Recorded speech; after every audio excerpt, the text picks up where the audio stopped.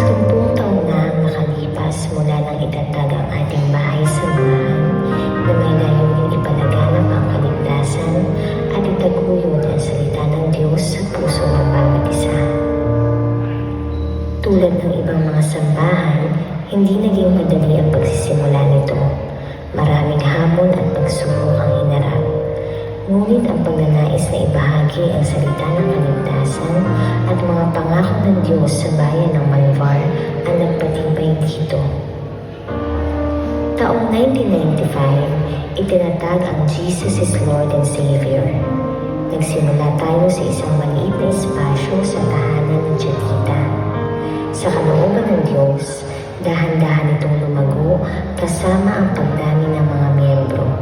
Kaya't lumipat tayo sa isang lugar na pagmamay-ari ni Ginoong Lat para magkasya tayo roon. Pagkatapos ng ilang taon dito, nagdesisyon tayong muling lumipat ng bahay-sambahan sa tahanan ni Kalina na ngayon ay ang kasalukuyang Miss Josa Store. At sa wakas, narito tayo ngayon sa kasalukuyang lokasyon ng ating bahay-sambahan, ang Church of Jesus the Lord and Savior na nagtagal ng maraming taon.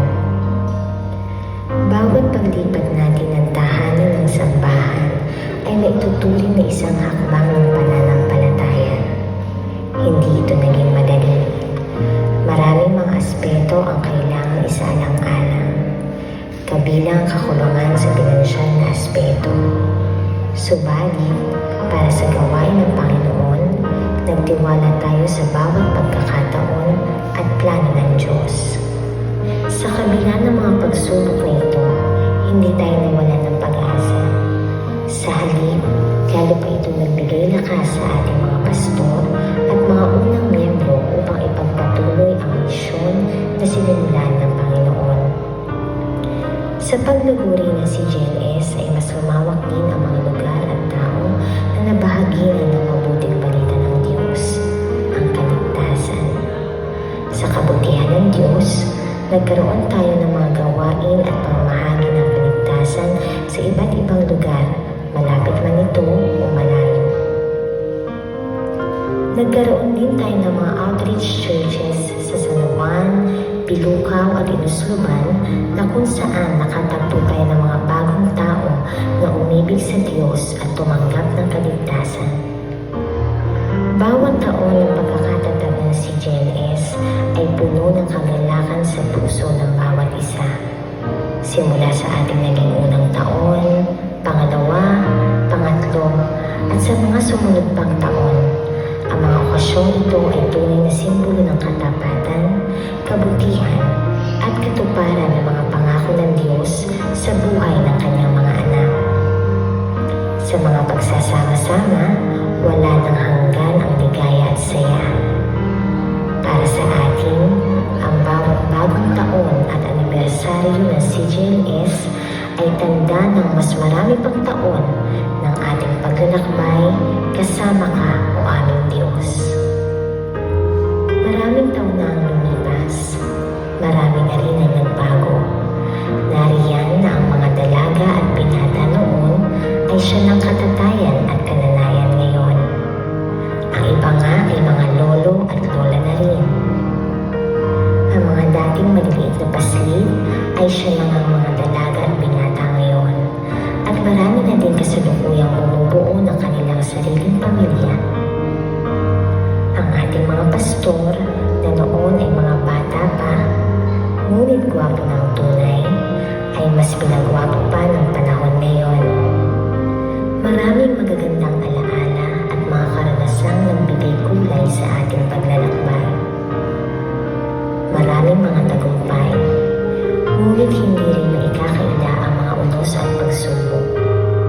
Ang ilan sa ating mga kapatiran ay hindi na natin nakakasama. Ang iba ay nasa malayong lugar na. Ang iba marahil ay may ibang direksyon ng kanilang paglalayag. At ang iba naman ay mapalad ng nakamit ang pangakong buhay na walang hanggan sa piling ng ating Panginoon.